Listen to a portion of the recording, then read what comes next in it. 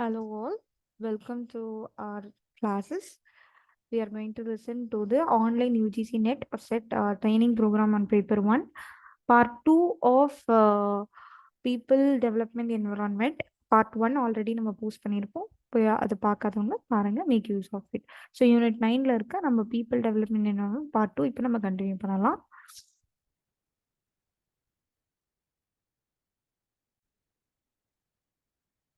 Okay, நம்ம இப்போ வந்து டைப்ஸ் ஆஃப் வேஸ்ட்னால என்ன மாதிரி இருக்கு, அதனால லைக் சஸ்டைனபிள் எப்படி அஃபெக்ட் ஆக போகுதுன்றத பார்க்கலாம்.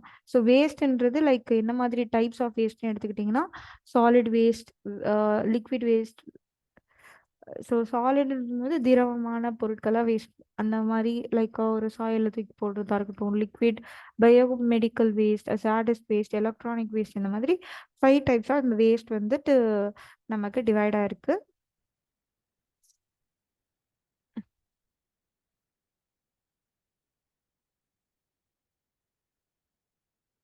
நெக்ஸ்ட் பார்த்தீங்கன்னா, ஸோ இது வந்துட்டு என்ன மாதிரி சோர்சஸ் பேஸ் பண்ணி பிரிக்கிறாங்கன்னா urban, industrial, bio medical, waste. So urban கீழே இருக்கிறது இந்த சாலிட் அண்ட் லிக்விட் வந்துட்டு முனிசிபல் சாலிட் வேஸ்டாகவும் இல்லாட்டி கன்ஸ்ட்ரக்ஷன் டிமாலேஷனாக இருக்கலாம். லிக்விட்ன்றது சேவேஜ் ஸ்லட்ஜ்னால வருவாருது. இண்டஸ்ட்ரியல்லையும் சாலிட்ல அசாடஸ், நான் அசாடஸ், லிக்விட்ல இண்டஸ்ட்ரியல் வேஸ்ட் வாட்டர் அப்படின்றத பிரிக்கிறாங்க. நேச்சுரல் அண்ட் எனர்ஜி ரிசோர்ஸஸ்ன்னு எடுத்துக்கிட்டிங்கன்னா நேச்சுரலாக நமக்கு கிடைக்கிறது என்ன மாதிரிலாம் இதெல்லாம் கிடைக்கும், லைக் சன்லைட், சாயில், ஏர், வாட்டர், மினரல், கோல், இதெல்லாமே கரெக்டுங்களா. ஸோ இதை வந்து எப்படிப்பட்ட ஒரு பயன்படுத்திக்கிறோம். ஆர்டிஃபிஷியல் ரிசோர்ஸஸ்ன்றது ஒரு மேன்மேட், மேனால டெவலப் ஆகுறது, லைக் க்ரோத் ஆஃப் சிவிலைசேஷன் நம்மளா உருவாக்குறதுல thermal electricity, plastic, biogas. So human made ரிசோர்ஸஸ்லேயுமே பார்த்தீங்கன்னா சில விஷயங்கள் இருக்கு. ஸோ ரிசோர்ஸஸ் எடுத்துக்கிட்டிங்கன்னா ரெண்டாக டிவைட் பண்ணுவோம். நேச்சுரல், ஸோ கோல், இந்த மாதிரி விஷயங்கள். ஆர்டிஃபிஷியல்னா எலக்ட்ரிசிட்டி, இந்த மாதிரிலாம். ஸோ இந்த நேச்சுரல் கீழே எக்ஸாசபிள்னா பெட்ரோலியம், இன்எக்ஸசபிள்னா லைக் அதில் வந்துட்டு solar energy, wind, rainfall, tidal energy, இதெல்லாம் வரும். இப்போ இப்போ எக்ஸாசபிள்லேயே ரெண்டு இருக்கும், wind and non renewable. Sorry, renewable and non renewable. ரெனியூபிள்னா திரும்ப திரும்ப எடுத்துக்கலாம், லைக் விண்ட், வாட்டர், ஃபாரஸ்ட்ன்றது. ஸோ நான் ரெனியூபிள்னு சொல்றது coal, petroleum, iron, biological species, இதெல்லாம். ஸோ ரெனியூபிள்னா as I said, it's like it will be continuously taken. நான் renewable it cannot be taken at the same time. So இதில் வந்து conventional energy கீழே பார்த்தீங்கன்னா மோஸ்ட்லி லைக், ஸோ இதுதான் divide ஆகும். நான் conventional energies, conventional energies. So எது conventional energies கீழே இருக்கு அப்படின்னு கேட்பாங்க. சோலார்,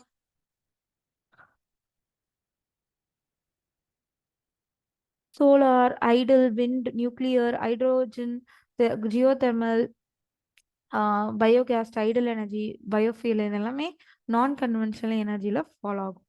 இதுவே கன்வென்ஷனல் ரினியூவபிள் எனர்ஜின்னு எடுத்துக்கிட்டிங்கன்னா மோஸ்ட்லி லைக் நான் ஃபாசில் ஃபியூல்ஸ்.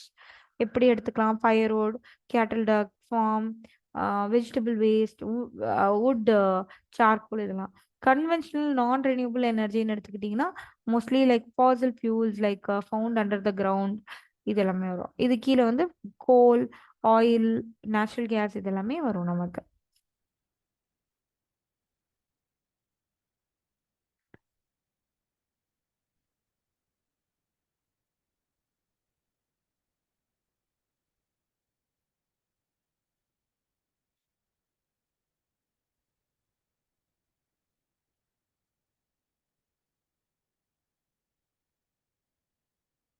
ஓகே, இதுல வந்து ரொம்ப முக்கியமான பங்கு நம்ம சோலார் எனர்ஜி ப்ளே பண்ணுவாங்க.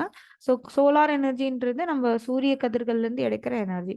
ஸோ சோலார் லைட்ல இருந்து, ஸோ இதுல இருந்து சோலார் பிவி என்ற ஒரு பிளேட்ஸ். ஸோ இட்ஸ் லைக் அதுல இருந்து கன்வெர்ட் பண்ணி சோலார் ஹீட்டை வந்து சோலார் தெர்மல் பவரா யூஸ் பண்ணிக்கிறாங்க. இந்த சோலார் பிவி செல்ஸ்ன்றது solar photo photo well photo voltaic voltaic voltaic செல்னு சொல்லுவாங்க. It absorbs the sunlight and convert into electric current. So whether it has been use in a very like closely to the ஈக்வேட்டரில் இருக்கிற நம்ம குளோபில் அங்கே வந்து plenty of sunlight receive ஆகும்ல. ஸோ அந்த மாதிரி ஏரியாஸில் இதை எடுத்துக்கிறவங்க. அண்ட் இதோட பெனிஃபிட்ஸ்னு எடுத்துக்கிட்டிங்கன்னா very cost friendly, pollution free and suitable for the remote areas. இதை தாண்டி அசாடஸில் ரெண்டு விதமாக பிரிப்பாங்க.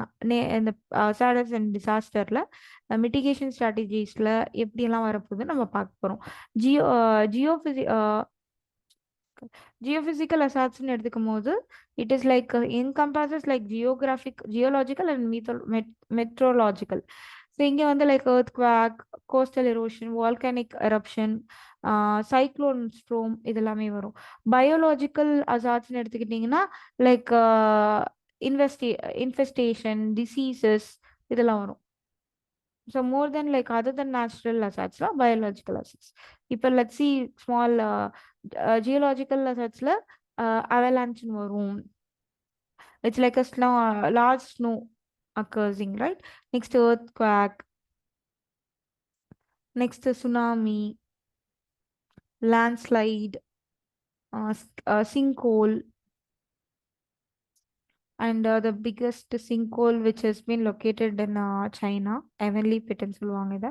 Coastal erosion, கோட் பேஸ்ல கேட்பாங்க இதை. Volcanic eruption, lahar is like it's closely related to volcanic eruption only, the pathway from the volcano erosion. It's a kind of ash sliding down. இது coming to meteorological அசாட்ஸ்ன்னு சொன்னீங்கன்னா blizzard. So blizzard is like something like winter storm, icy or windy condition இந்த மாதிரி எல்லாம் like based on the low temperature. Draft, வறட்சி, ஐல்ஸ்ட்ரோம், பனிக்கட்டி, அது மாதிரி ice கட்டி மழை, heat waves, maelstrom. So ஒரு சூழ்ச்சி மாதிரி வேர்ல்பூல் மாதிரி சுழல்றது கடல்ல. Ice storm, cyclone storm, tornado, thunder storm மாதிரி. Geomagnetic storm, water spout, flood, wild fire. இதை தாண்டி இதுலேருந்து எப்படி மீண்டு வர்றதுக்கான ஸ்ட்ராட்டஜிஸ்ன்னு எடுத்துக்கிட்டிங்கன்னா ஃபர்ஸ்ட் வந்து பார்த்தீங்கன்னா ரெஸ்பான்ஸ் பேஸ். இதில் வந்துட்டு பார்த்தீங்கன்னா எமர்ஜென்சி பீரியட் இருப்பாங்க, ரிலீஃப் பீரியட்ன்றதை கிளாரிஃபை பண்ணிடுவோம். Next recovery phase. So இங்கே வந்து restoration of the essential services like time period depends upon the level of development. And again moving to the prevention phases like structural measures, non-structural measures. இது தாண்டி preparedness phase. Preparedness phase எடுத்துக்கிட்டிங்கன்னா here comes the disaster planning, early warning system, logistically planning, emergency drill எல்லாம் இருக்கும். So then disaster வந்ததுன்னா அது எப்படி திருப்பி response. So இந்த ஃபர்ஸ்ட் டூ வந்து பார்த்தீங்கன்னா ஹியூமனிடேரியன் எய்ட் ஸ்டேஜஸாக கன்சிடர் பண்ணுறாங்க. நெக்ஸ்ட் டூ ஸ்டேஜஸ் வந்து டெவலப்மெண்ட் ஸ்டேஜஸாக கன்சிடர் பண்ணுறாங்க. ஓகேங்களா. இதோட மிட்டிகேஷன் ஸ்ட்ராட்டஜிஸ்ன்னு எடுத்துக்கிட்டிங்கன்னா இன்ஜினியரிங் ஸ்ட்ரக்சர்ஸ், நம்ம டேம் கட்டுறது, பில்டிங், ரோட்ஸ், பிரிட்ஜு இந்த மாதிரி பிளான் பண்ணி கட்டுறது. நான் இன்ஜினியரிங் ஸ்ட்ரக்சர்னு எடுத்துக்கிட்டிங்கன்னா like generally it is constructed by the people with help of the local strains like carpenter இந்த மாதிரி எல்லாம். கம்மிங் டு த ப்ரோட்டோகால்ஸ் இதெல்லாம். ஸோ இப்போ வந்து பார்த்தீங்கன்னா என்வரான்மெண்டல் ப்ரோட்டோகால் ப்ரொடெக்ஷன் ஆக்ட் 1986 986 ஓகேங்களா. ஸோ இது வந்து எப்போ ஸ்டார்ட் பண்ணுறாங்கன்னா 19th November 1986 ஸ்டார்ட் பண்ணுறாங்க. Environmental protection act came in to force with parliament of India. எதனாலனா போபால் ட்ராஜடினால தான் இது உருவாகுது, என்வரான்மெண்ட்டை ப்ரொடெக்ட் பண்ணிக்கணும் அப்படின்றது. இது எதில் சொல்லியிருக்காங்கன்னா ஆர்டிகல் 253ல ஓகே ஆர்டிகல் 253ல இந்தியன் கான்ஸ்டிடியூஷனில் அதை சொல்லியிருக்காங்க. Environmental protection act is mainly to protection and development of the environment. So human பண்ணுற டேஞ்சர்ஸ்லேருந்து பாதுகாக்கிற விதத்தில் ஹியூமனை தாண்டி லைக் பிளான்ட் இந்த மாதிரி எல்லாத்தையுமே காப்பாற்றுற விதத்தில் இது அமைஞ்சிருக்கு. சரிங்களா. Year mainly focuses on the prevention and development of the pollution. So that நம்மளோட ஹியூமன் ஹெல்த் இன்னும் பெட்டராக இருக்கலாம். ஸோ இதில் என்ன சொல்லியிருக்காங்க, என்ன மாதிரி ப்ரொவிஷன்ஸ் ஃபார் த பெனாலிட்டிஸ்னு எடுத்துக்கிட்டிங்கன்னா, இங்கே வந்துட்டு நம்ம இந்த ஆக்ட் படி ஏதோ தப்பு நடக்குது அப்படின்னா அவங்களுக்கு 5 இயர்ஸ் வரைக்கும் ஜெயிலில் போடுவாங்க. அப்படி இல்லைனா 1 இயர் வரைக்கும் ஃபைன் போடுவாங்க, இல்லை ரெண்டுமே கொடுக்கலாம். இப்போ இந்த ரூல்ஸ் படி லைக் என்விரான்மெண்டலாக நம்ம ப்ரொடெக்டிவாக இல்லை, லைக் செல்ஃபிஷாக ஏதோ பண்ணுறாங்க அப்படின்னா they will be punished further penalty 5,000 per டேன்னு சொல்கிறாங்க. அண்ட் இங்கே வந்து அஃபென்ஸ் வந்து பார்த்தீங்கன்னா it's a very bigger offence. And இங்கே வந்து கண்டக்டட் பை த கவர்மெண்ட் டிபார்ட்மெண்ட்டில் இப்போ நம்ம ஒரு கம்பெனி நடத்துகிறோம் அப்படின்னா நம்ம எவ்வளோ என்விரான்மெண்டலி ப்ரொடெக்டடாக இருக்கிறோம், என்விரான்மெண்ட்டுக்கு எவ்வளோ ஃபேவரபுளாக நம்ம பண்ணிட்டு இருக்கோன்றதை நம்ம ரிப்போர்ட்டை சப்மிட் பண்ணுற விதத்தில் இருக்கணும். அண்ட் இதை வந்து ஜென்ரல் பப்ளிக்குமே நம்ம கேஸ் போடுற அளவுக்கு நமக்கு ஓப்பன்னஸ் இருக்கு. Next India's national action plan on climate change. So Indian national action plan on climate change வந்து எப்போ NAPCC, ஓகேங்களா. ஸோ இது வந்து பப்ளிஷ் பண்ணது பார்த்தீங்கன்னா 30th June 2008 கோட் பேஸில் கேட்பாங்க, அதுவும் ஞாபகம் வச்சுக்கோங்க. இவங்க வந்து அது வந்து 1986, இங்கே வந்து 2008 by prime minister council of climate சேஞ்சில் உருவாக்குறாங்க. National action plan issues on the development and uses of the new technologies. இங்கே வந்துட்டு பார்த்தீங்கன்னா இங்கே வந்துட்டு ஒரு பப்ளிக் அண்ட் ப்ரைவேட் பார்ட்னர்ஷிப்பில் சிவில் சொசைட்டி ஆக்ஷனோட சேர்ந்து இயங்கணும்னு நினைக்கிறாங்க. And here the focuses on promoting understanding climate change and adoption of the mitigation energy efficiently and natural resource conservation. இங்கே வந்து மொத்தம் 8 மிஷன் இருக்குது, மெயின் பிளானாக இருக்குது. அந்த 8 மிஷன் கூட இப்போ ஒன்று அடிஷ்னலாகவும் ஆட் ஆயிருக்கு. ஸோ இந்த 8 மிஷன் என்னென்ன எப்போ உருவாக்கியிருக்காங்கன்றதை இங்கே எழுதியிருக்கேன், பார்த்துக்கலாம். ஸோ ஃபர்ஸ்ட் வந்து நேஷ்னல் சோலார் மிஷன் 2010 இதை ஸ்டார்ட் பண்ணுறாங்க, சோலார் பவர் இன்க்ரீஸ் பண்ணணும் அப்படின்ட்டு. நெக்ஸ்ட் வந்து national mission on enhanced energy efficiency 2009, National Mission on Sustainable Habitat 2011, National Water Mission 2008, National Mission on Sustaining the Himalayan Ecosystem approved in 2014, National Mission for a Green India in 2014, National Mission for Sustainable Agriculture 2010, National Mission on Strategic Knowledge for Climate Change 2008, National Bioenergy Mission approved in 2017.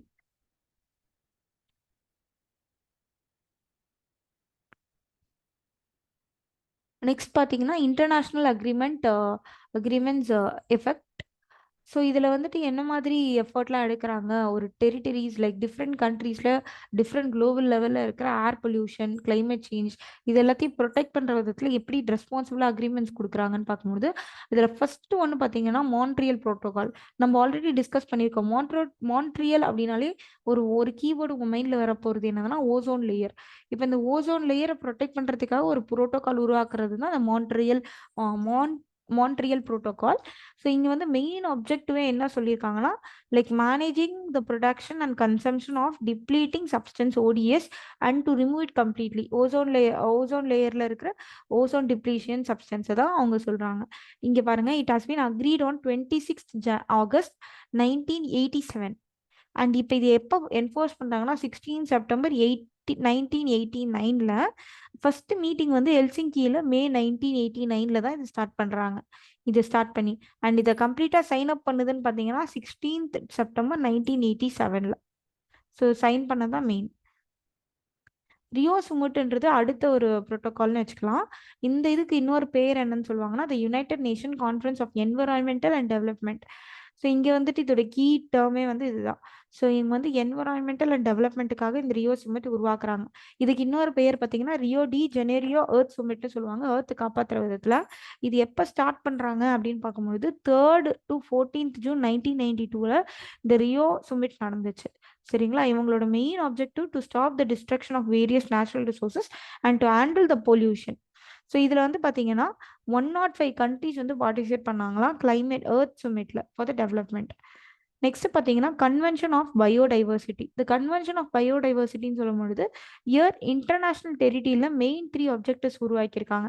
Conservation of biodiversity, sustainable use of biodiversity, fair and equitable sharing of benefits which occurs from the genetic resources.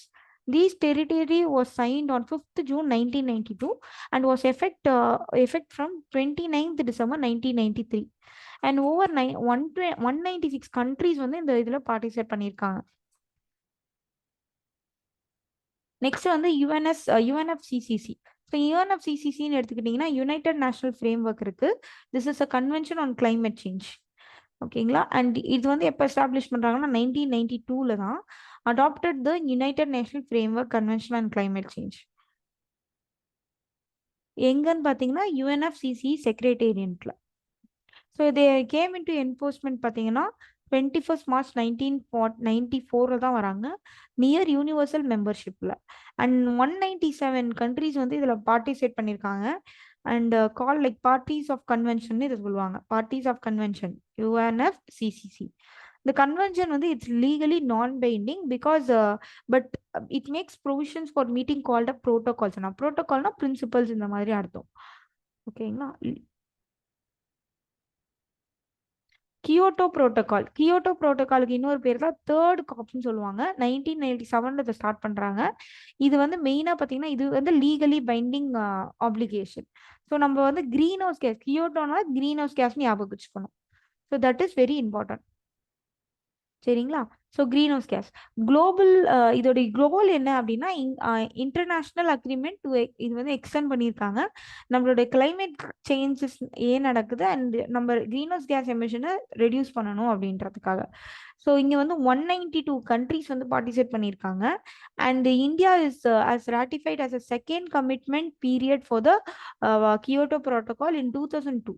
So இதுக்கு பேர் தான் வந்து 2002ல Doha amend to the ப்ரோட்டோகால்னு சொன்னாங்க. They fight global warming by reducing the greenhouse gas. So அவங்க என்ன சொல்லியிருக்காங்கன்னா a level that would prevent dangerous anthropogenic interference with the climate system. Anthropogenic என்றது man-made disasters. Next Paris agreement. So Paris agreement எப்போ start பண்ணியிருக்காங்கன்னா 22nd April 2016. So இந்த 22nd April 2016 தான் earth டேன்னு கொண்டாடப்படுறாங்க, April 22nd. So இது வந்து எதுக்காகனா climate சேஞ்சுக்காக தான் அந்த பாரிஸ் அக்ரிமெண்ட் இருக்கு. ஸோ இது இவங்க வந்து மெயினாக வந்து குளோபல் வார்மிங்கை தடுக்கிற விதத்தில் நம்ம எப்படியெல்லாம் டேஞ்சரஸ் கிளைமேட் சேஞ்சஸ் இருக்கு அப்படின்ட்டு பார்த்து அதை வந்துட்டு சால்வ் பண்ணுறதுக்கு பார்க்குறாங்க. ஸோ இங்கே வந்து 195 கண்ட்ரிஸ் வந்து பார்ட்டிசிபேட் பண்ணாங்க. அந்த மீட்டிங் வந்து 30th நவம்பர்லேருந்து 11th December 2015 வரைக்கும் நடந்தது பாரிஸில். ஸோ பாரிஸ் அக்ரிமெண்ட்ன்றது. ஸோ இட் ஹாஸ் பீன் எங்கே இருக்குது ஹெட் குவார்ட்டர்னு பார்த்தீங்கன்னா நியூயார்க்கில் இருக்குது. ஸோ என்ஃபோர்ஸ்மெண்ட் எப்போ பண்ணுறாங்கன்னா 4th November 2016 இதை என்ஃபோர்ஸ் பண்ணுறாங்க. இவங்க வந்து ஓவராலாக என்ன சொல்கிறாங்கன்னா holding the increase in the global average temperature to well below 2 degrees Celsius above the pre-industrial level. So 2 degrees Celsius குள்ள எடுத்துட்டு வரணும். To perceive effect to limit the temperature increase to 1.5 degrees Celsius above the pre-industrial level சொல்றாங்க. இந்த டிகிரிஸும் ரொம்ப important. Code paste கேஸ்ல கேட்பாங்க, கசெஷன் ரீசனிங்ல கேட்க வாய்ப்புகள் இருக்கு.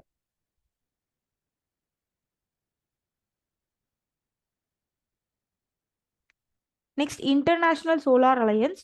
ஸோ இன்டர்நேஷனல் சோலார் அலையன்ஸ்ன்றது நம்ம ரொம்ப க்ளோஸ் டு அஸ் பிகாஸ் நம்மளுடைய it is also called as Suryaputra. ஓகேங்களா. 122 கண்ட்ரிஸ் வந்து இதில் பார்ட்டிசிபேட் பண்ணுறாங்க. It has been initiated by India. அதனால தான் it's very very close to us. Founded in the year 30th November 2015. இந்த சூரியபுத்ரான்றது என்னன்னா Tropic of Cancer and Tropic of Capricorn இருக்குல்ல, அதுக்கு நடுவில் அதில் இருக்கிற ரீஜன்ஸ்ல இருந்து சோலாரோட எனர்ஜியை எடுத்து யூஸ் பண்ணுறது. ஸோ இங்கே வந்து என்ன எய்ம் பண்ணியிருக்காங்கன்னா 1 trillion watt which is like 1000 gigawatt of solar எனர்ஜியை நம்ம 2030 மொபைலைஸ் பண்ணியிருக்கணும் by investing $1,000 billion into solar energy by 2030. இங்க ஐஎஸ்ஏவோட இன்டர்நேஷனல் சோலார் அலையன்ஸோட ஹெட் குவார்ட்டர் வந்து ஹரியானாவில் இருக்கு, குர்கான் என்ற இடத்துல. நம்மளுடைய அப்ஜெக்டிவ், இந்த ஏஜென்சியோட அப்ஜெக்டிவ் என்னன்னா increasing the use of solar energy among the international solar alliance member countries. So கன்வீனியன்ட்டாக இருக்கணும், சேஃபா, அஃபோர்டபுளா, சஸ்டெயினபிள் மேனர்ல இருக்கணும். விஷன் அண்ட் மிஷன் எடுத்துக்கிட்டிங்கன்னா சோலார் ரிச் கண்ட்ரீஸ் வந்து குளோபல் கம்யூனிட்டிலாம் இன்க்ளூட் பண்ணி bilateral and multilateral organisation, corporate industry, மற்ற ஸ்டேக் ஹோல்டர்ஸ்க்கெல்லாம் வந்து ஒரு பாசிட்டிவ் கான்ட்ரிபியூஷனை கொடுக்குற விதத்தில் by using the increasing the level of solar எனர்ஜியா இருக்கணும்னு சொல்றாங்க.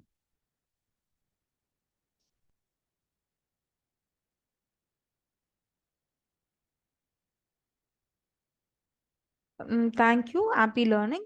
Myself, Professor M. Kausalya.